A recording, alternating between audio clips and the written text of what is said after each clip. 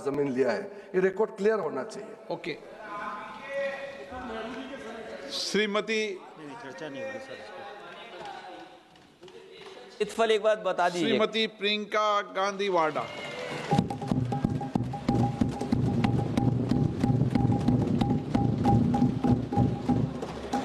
आदरणीय अध्यक्ष महोदय, मैं आपको धन्यवाद देना चाहती हूं कि इस महत्वपूर्ण मुद्दे पर आपने मुझे बोलने का मौका दिया। ये अलग बात है कि सत्ता पक्ष के लोग सब मेरे बोलने से पहले ही भाग गए। आइए आइए, आपको देख के मैं खुश थी कि आप वापस आ गए। सबसे पहले मैं उन सैनिकों, उन जवानों, उन अफसरों को नमन करना चाहती हूँ जो हमारे देश के रेगिस्तानों में, हमारे देश के घने जंगलों में, बर्फीले पहाड़ियों पे हमारी देश की रक्षा करते हैं, जो हर पल देश के लिए अपनी जान देने के लिए तैयार रहते हैं। 1948 से लेकर अब तक, जब से पाकिस्तानी रेडर्स ने कश्मीर पे हमला किया, तब से लेकर अब तक हमारे देश की अखंडता की रक्षा करने में उनका बड़ा योगदान है। हमारी आज़ादी अहिंसा के आंदोलन से हासिल हुई, लेकिन जैसे मैंने कहा, उसको कायम रखने के लिए हमारी सेना का बहुत बड़ा योगदान है। अध्यक्ष महोदय, कल मैं सदन में बैठी हुई सबके भाषण सुन रही थी। आदरणीय रक्षा मंत्री महोदय ने बोला, सत्ता पक्ष के कई मंत्रियों ने बोला। 1 घंटे का रक्षा मंत्री जी का लंबा भाषण था।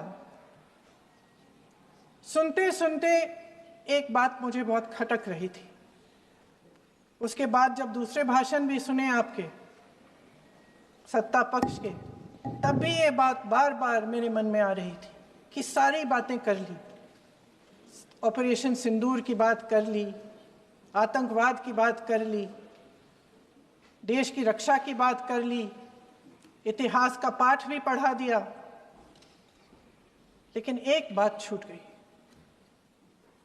उस दिन 22 अप्रैल 2025 को जब 26 देशवासियों को अपने परिवार के सदस्यों के सामने खुलेआम मारा गया, तो ये हमला कैसे हुआ, क्यों हुआ?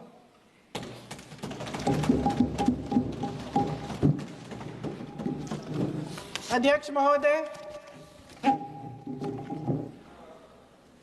ये लोग बैसारन वैली में, पहलगाम के पास कश्मीर में क्या कर रहे थे?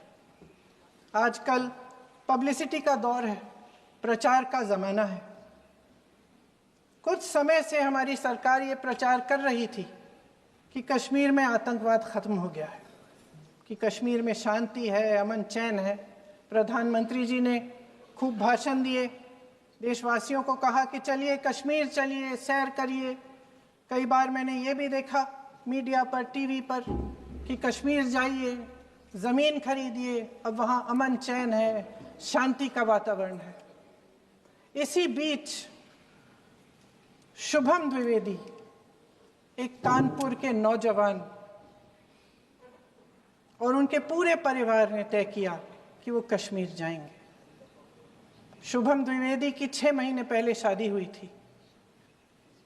उसकी पत्नी ने कहा कि उनके बीच एक ऐसा रिश्ता था, प्रेम और दोस्ती का ऐसा रिश्ता था कि वो एक दूसरे को बच्चों की तरह हंसाते थे। सोशल मीडिया पर एक वीडियो भी जारी है जिसमें पूरा परिवार एक साथ बैठा हुआ ताश खेल रहा है और ऐसे हंस रहे हैं कि उस वीडियो को देख के किसी का भी दिल टूट जाए कि इस परिवार को इस तरह से उजड़ने क्यों दिया हमने। 22 अप्रैल 2025 को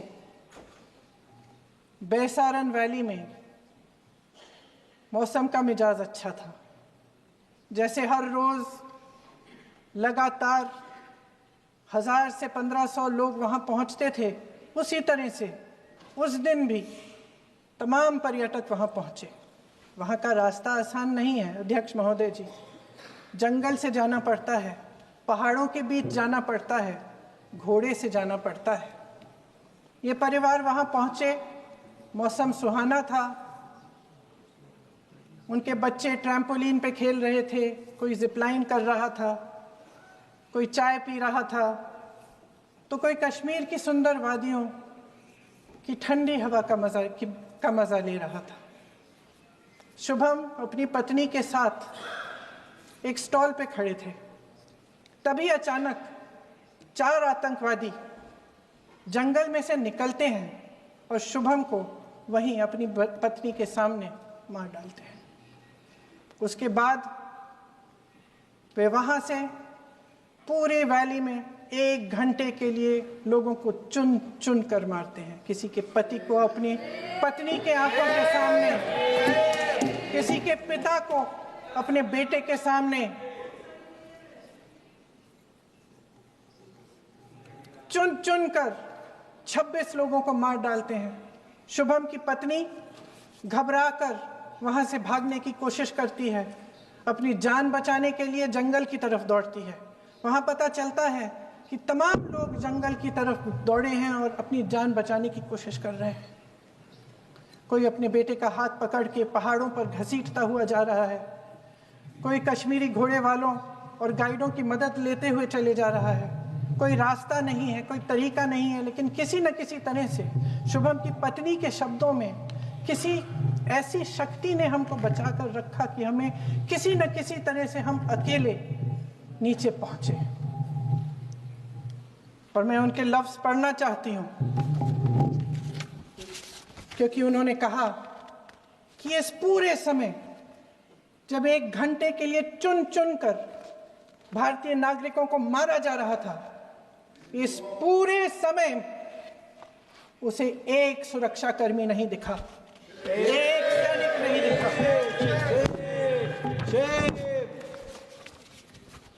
शुभम की पत्नी ने कहा, कोट, मैंने अपनी दुनिया को खत्म होते हुए देखा, अपनी आंखों के सामने एक सिक्योरिटी गार्ड नहीं था।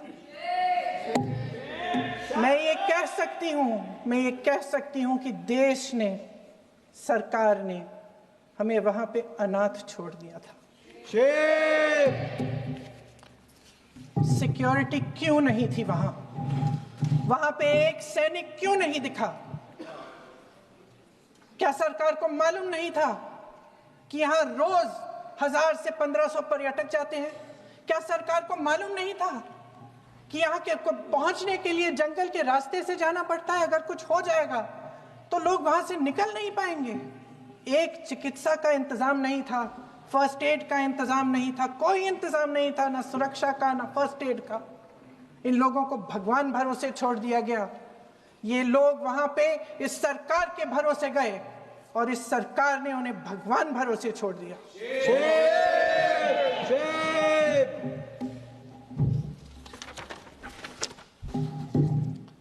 मैं पूछना चाहती हूं, ये किसकी जिम्मेदारी थी? इस देश के नागरिकों की सुरक्षा की जिम्मेदारी किसकी है? क्या इस देश के प्रधानमंत्री की नहीं है? क्या इस देश के गृह मंत्री की नहीं है? क्या इस देश के रक्षा मंत्री की नहीं है? क्या एनएसए की नहीं है? अध्यक्ष महोदय, पहलगाम हमले से सिर्फ 2 हफ्ते पहले हमारे गृह मंत्री महोदय जी कश्मीर गए थे। किस लिए गए थे? जो सुरक्षा की व्यवस्था है इसको देखने के लिए गए थे, इसको रिव्यू करने के लिए गए थे। और उन्होंने वहां कहा कि आतंकवाद पर विजय प्राप्त हुई है। ये 2 हफ्ते पहले है। 3 महीने बाद जेएनके के गवर्नर साहब एक आम इंटरव्यू में ऐसे ही चलते चलते कह देते हैं कि हाँ, बैसारन वैली में बहुत लापरवाही हुई, और इसके लिए मैं जिम्मेदारी लेता हूँ। ऐसे ही चलते चलते और वो बात होती है, ख़त्म भी वहाँ होती है और वहीं ख़त्म हो जाती है। उनसे जिम्मेदारी ली भी नहीं जाती, कोई सवाल नहीं उठाता, कोई जवाब नहीं देता। अध्यक्ष महोदय, उस हमले की जिम्मेदारी एक आतंकवादी गुट जिसका नाम TRF है थोड़े दिनों बाद लेती है। कौन है ये TRF? 2019 में ये गुट बना। 2020 में इसने कश्मीर में आतंकवाद का काम शुरू कर दिया और अप्रैल 2020 से लेकर 22 अप्रैल 2025 तक इन्होंने 25 आतंकवादी हमले किए। गृह मंत्री महोदय ने जब यूपीए सरकार के समय के आतंकवादी हमले गिने तो लगभग 25 गिनवाए थे अभी अपने भाषण में। इस गुट ने कश्मीर में 25 हमले 2020 और 2025 के अंदर एक पूरी लिस्ट है इन हमलों की। मेरे पास इतना समय नहीं है इसलिए मैं एक एक को नहीं पढ़ना चाहती, लेकिन मैं इतना कहूंगी कि इनमें रियासी का हमला भी था 2024 का, जिसमें 9 लोग मारे गए और 41 लोग घायल हुए। कुल मिलाकर 2020 से लेकर 22 अप्रैल 2025 तक TRF ने 41 सेना और सुरक्षा कर्मियों की हत्या की, 27 सिविलियन की हत्या की और 54 लोगों को घायल किया था। भारत सरकार ने TRF को आतंकवादी संगठन का दर्जा कब दिया? 2020 में दिया, 2021 में दिया, 2022 में दिया, 2023 में दिया। 3 साल बाद, 3 सालों के लिए ये आतंकवादी गतिविधियां कर रहे हैं और आप इनको आतंकवादी संगठन तब कहते हैं 2023 में? इसकी क्या वजह थी? ये सब सरकार के संज्ञान में था और आप मुझे बताना चाहते हैं, सत्ता पक्ष के नेता बताना चाहते हैं कि ये सब आपके संज्ञान में था, लेकिन कोई भी एक ऐसी एजेंसी नहीं है हमारी सरकार की जिसको पता चला कि ऐसा हमला, ऐसा भयानक हमला होने जा रहा है हमारे देश में, कि पाकिस्तान में बैठे हुए इस हमले की योजना बन रही है कि हम भारत जाके हैवानियत करेंगे, 26 लोगों को मार डालेंगे और हमें पता ही नहीं है। क्या ये हमारी एजेंसियों की विफलता है कि नहीं है? ये बहुत बड़ी विफलता है, ये एक बहुत बड़ी विफलता है। जानते थे कि ये गुट है, जानते थे कि 5 सालों से ये आतंकवादी हमले कर रहा है, अध्यापकों को मारा, आर्मी के बड़े बड़े अफसरों को मारा, आम जनता को मार डाला, पुलिस वालों को मार डाला, और आप इन पे निगरानी नहीं रख रहे थे। और ये जो एजेंसियां हैं इनकी जिम्मेदारी कौन लेगा? क्या IB चीफ ने अपना इस्तीफा दिया? क्या किसी ने इस्तीफा दिया? गृह मंत्री जी के कार्य क्षेत्र में आता है इंटेलिजेंस ब्यूरो। क्या गृह मंत्री जी ने इस्तीफा दिया? इस्तीफा छोड़िए, जिम्मेदारी ली।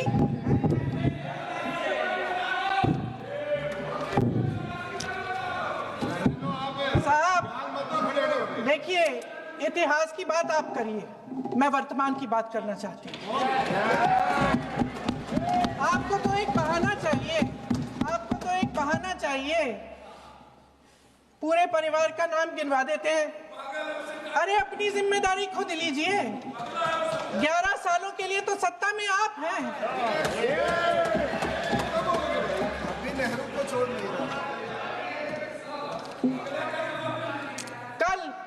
कल माननीय गौरव गोगोई जी ने अपने भाषण में पूछा गृह मंत्री जी से, क्या आपकी जिम्मेदारी नहीं थी? मैं देख रही थी। राजनाथ जी, रक्षा मंत्री जी यूं यूं अपना सर हिला रहे थे, कुछ बोले नहीं। अंदर से महसूस हुआ होगा कि यहाँ कुछ जिम्मेदारी थी, लेकिन माननीय गृह मंत्री महोदय जी हंस रहे थे, वे हंस रहे थे।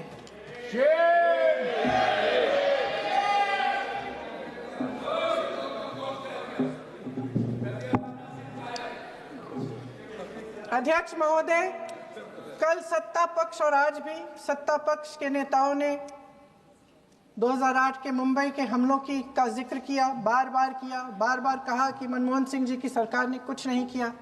ये तो जानकारी होगी ना कि उसी समय जब वो आतंकवादी हमला चल रहा था तभी उन आतंकवादियों को मार डाला था, एक बचा था और उसको भी फांसी दे दी थी 2012 में। महाराष्ट्र के मुख्यमंत्री ने इस्तीफा दिया। देश के गृह मंत्री ने जिम्मेदारी लेकर इस्तीफा दिया। एक जवाबदेही थी पब्लिक के प्रति, एक जवाबदेही थी इस देश की जनता के प्रति, इस देश की धरती के प्रति।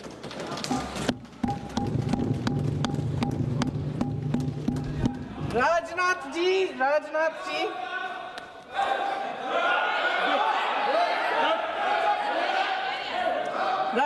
जी तो पुलवामा, उरी और पठानकोट के समय गृह मंत्री रहे थे।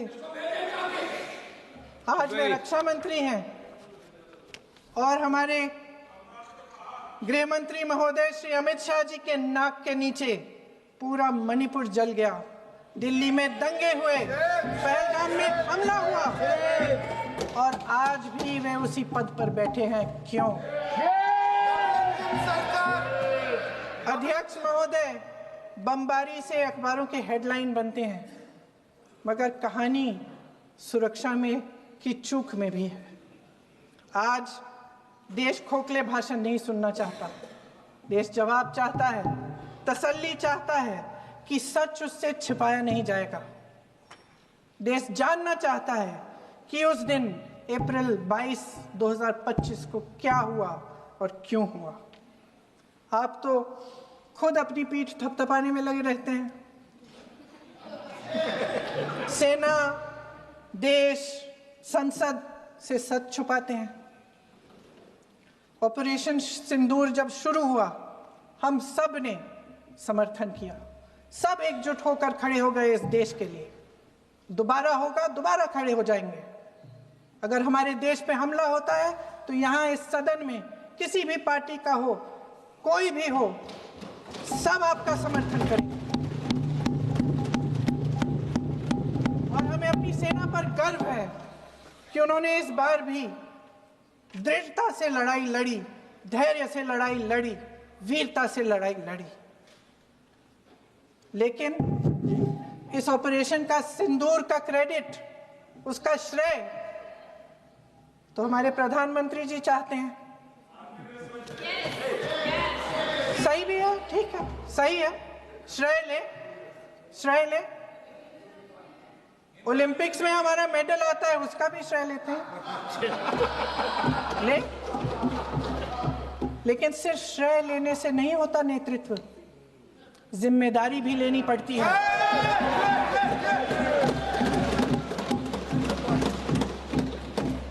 देश के इतिहास में ये पहली बार हुआ, देश के इतिहास में ये पहली बार हुआ कि जंग होते होते ही रुक गई। रुक गई है जी। और इस रुकावट का ऐलान हमारी सरकार, हमारी सेना नहीं करती, अमेरिका के प्रेसिडेंट करते हैं, अमेरिका के राष्ट्रपति करते हैं। ये हमारे प्रधानमंत्री महोदय की गैर जिम्मेदारी का सबसे बड़ा प्रतीक है। आज गृह मंत्री जी ने इस बात पर उल्लेख किया। उन्होंने कहा, उनके शब्दों में उन्होंने कहा कि पाकिस्तान के पास शरण में आने के बजाय कोई चारा ही नहीं था। आपने शरण दिया क्यों? वो आते हैं आपके देश के अंदर, लोगों को मार डालते हैं और आप उनको शरण दे रहे हैं। क्यों दिया शरण? इसका जवाब क्यों नहीं दिया है एक भी भाषण में? जैसे ये बात उठी, शरण की बात की, हमारे गृह मंत्री जी ने इतिहास में चले गए। नेहरू ने क्या किया, इंदिरा गांधी ने क्या किया, यहां तक कि मेरी मां के आंसुओं तक चले गए। लेकिन इस सवाल का जवाब नहीं दिया कि ये सीज फायर हुआ क्यों। ये जंग रुका क्यों? और तब क्यों रुका जब दुश्मन के पास कोई चारा नहीं था हमारे श्रेय में आने के बजाय? क्यों रुका ये जंग? इसका जवाब नहीं दिया। धन्यवाद। आप देंगे?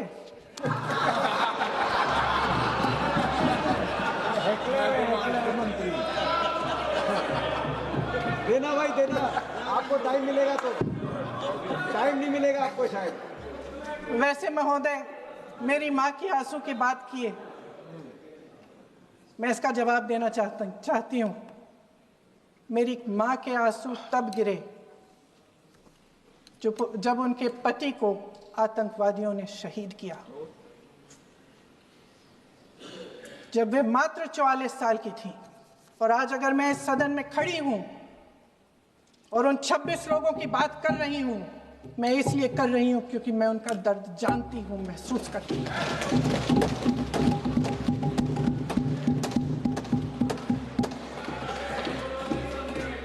अध्यक्ष महोदय, मैंने कहा कि देश का नेतृत्व सिर्फ उपलब्धियों का श्रेय लेने से मजबूत नहीं होता।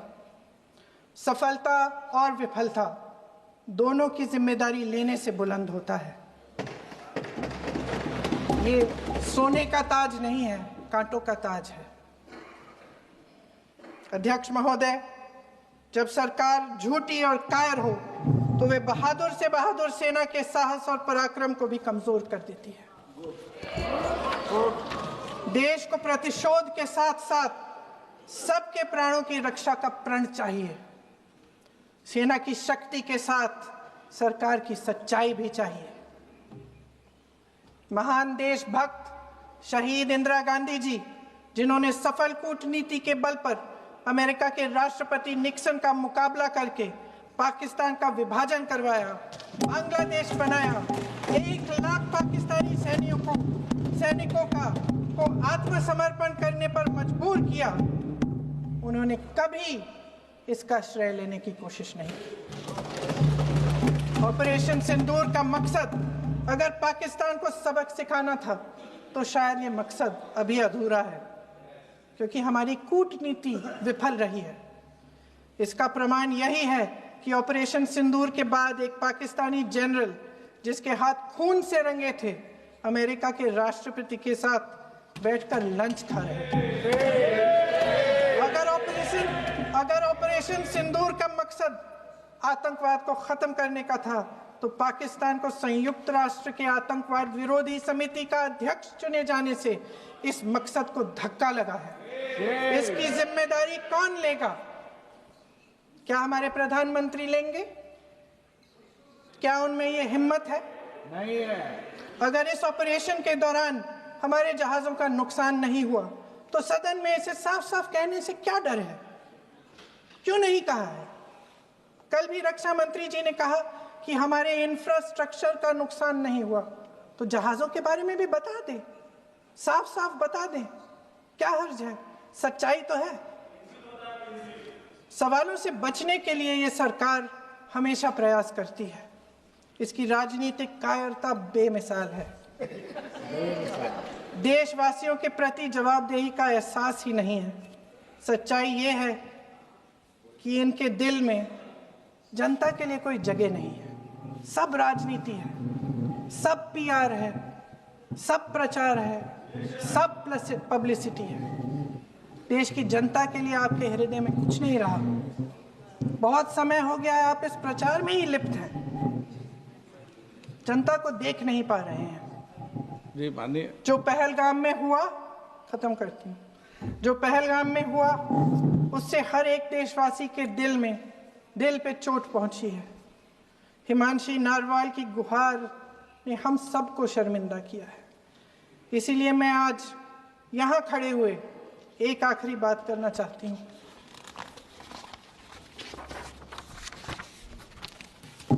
इस सदन में लगभग सभी के पास सुरक्षा है, सुरक्षा की व्यवस्था है। हम जहां भी जाते हैं हमारे साथ सुरक्षा कर्मी आते हैं। आपको भी मिल जाएगी, आप मंत्री बन जाएंगे, आपको भी मिल जाएगी। मैं मजाक की बात नहीं कर रही हूँ, थोड़ा सा धैर्य रखिए। उस दिन पहलगाम में 26 परिवार उजड़ गए। 26 लोगों को अपने परिवार के सदस्य के सामने मारा गया। 26 बेटे, पति, पिता गुजर गए। उनमें से 25 भारतीय थे। भारतीय थे।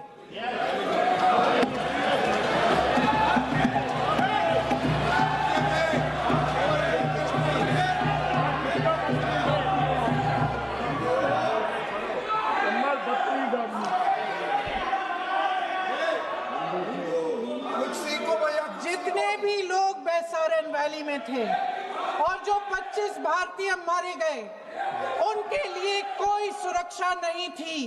कोई सुरक्षा नहीं थी। आप कितनी भी ऑपरेशन कर डालें, आप इस सच्चाई के पीछे छुप नहीं सकते, इसे नकार नहीं सकते। आपने उनको सुरक्षित नहीं किया। कोई शर्म नहीं है, कोई शर्म नहीं है, कोई शर्म नहीं है और ना कभी होगी। सुन लीजिए, सुबह भी मैं शिव मंत्र बोल के आई हूं। इनको क्या पता शिव मंत्र क्या है? शिव मंत्र इनका खत्म कर लूं अपना भाषण। शिव मंत्र मैं एक बार उन 25 भारतीयों के चलिए चुप रही। मैं एक बार उन 25 भारतीयों के नाम इस सदन में पढ़ना चाहती हूं, ताकि यहां बैठे हर सदस्य को यह एहसास हो कि वे भी हमारी तरह इंसान थे, किसी राजनीतिक बिसात के मोहरे नहीं थे। वे भी इस देश के बेटे थे, वे भी इस देश के शहीद हैं। उनके परिजनों के प्रति हम सब की जवाबदेही बनती है। उन्हें सच्चाई जानने का हक है।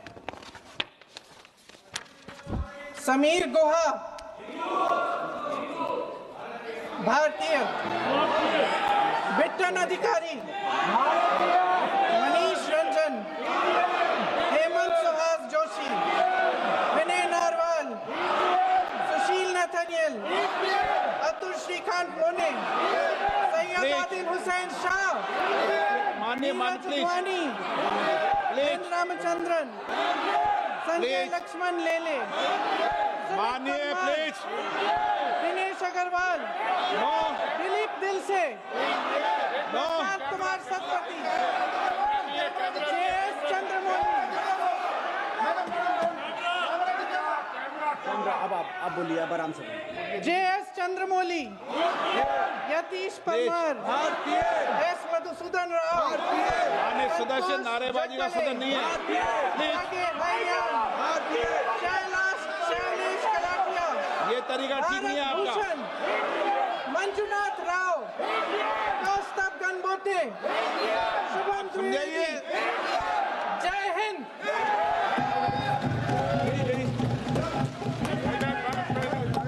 डॉक्टर श्रीकांत